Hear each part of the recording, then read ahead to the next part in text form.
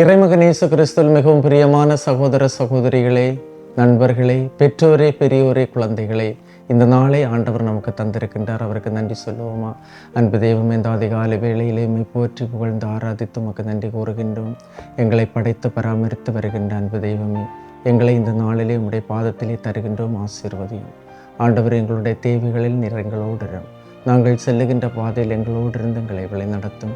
இந்த நாள் மகிழ்ச்சியின் நாளாக, மனநிறைவின் நாளாக இருக்கட்டும். உம்முடைய அருள்கரம் தொடர்ந்து எங்களை வழி நடத்தட்டும். இந்த நாளில் எங்களை ஆசீர்வதியும். ஆமென். அன்புமிக்கவர்களே, இன்றைய நாளிலே நாம் தியானிப்பதற்காக எடுத்துக்கொண்ட இறைவார்த்தை யோசுவா புத்தகம் 1ஆம் அதிகாரம் 8வது இறைவார்த்தை. இந்த திருச்சட்ட நூலை உன் முன்னின்று அகற்றாது. இரவும் பகலும் இதனை தியானம் செய்து இதில் எழுதியுள்ள அனைத்தையும் கடைபிடிப்பதில் கவனமாயிரு. அப்பொழுதுதான் நீ செல்லும் இடமெல்லாம் நலம் பெறுவாய், வெற்றி காண்பாய். நலமும் வெற்றியும் கடவுள் நமக்கு தருவது. ஒரு மருத்துவர் என்னிடம் கூறினார், ஃபாதர், தினமும் நான் நோயாளிகளுக்கு மருந்து கொடுக்கிறேன், அவர்களுக்கு சிகிச்சை கொடுக்கிறேன், ஆனால் நலம் கொடுப்பவர் கடவுள், நான் அல்ல என்று சொன்னார்.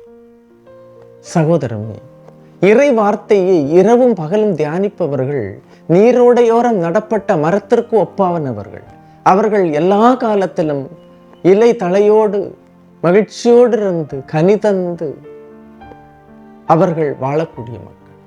எனவே இறை வார்த்தையின் வெளிச்சத்தில் இருக்கின்றவர்களுக்கு இருள் என்பதே இல்லை. மகிழ்ச்சி என்பது ஒன்றுதான் இருக்கும். வெற்றி அடைய வேண்டும், வாழ்வை வெற்றி உள்ளதாக மாற்ற வேண்டும் என்பதுதான் நம்முடைய எண்ணமாக, கருத்தாக இருக்கின்றது. அவ்வாறு வாழ்க்கையை வெற்றியுள்ளதாக மாற்றுவதற்கும், வாழ்க்கையை பிடிப்புள்ளதாக, ஒரு பொருளுள்ளதாக மாற்றுவதற்கும் அடிப்படையில் அமைவது கடவுளின் இறைவார்த்தை. அதனால்தான் உன் முன்னின்று இந்த இறைவார்த்தையை அகற்றாது. இரவும் பகலும் இதை தியானம் செய், அப்பொழுதுதான் உனக்கு வெற்றி கிடைக்கும், வாழ்க்கை கிடைக்கும் என்று சொல்லப்படுகிறது.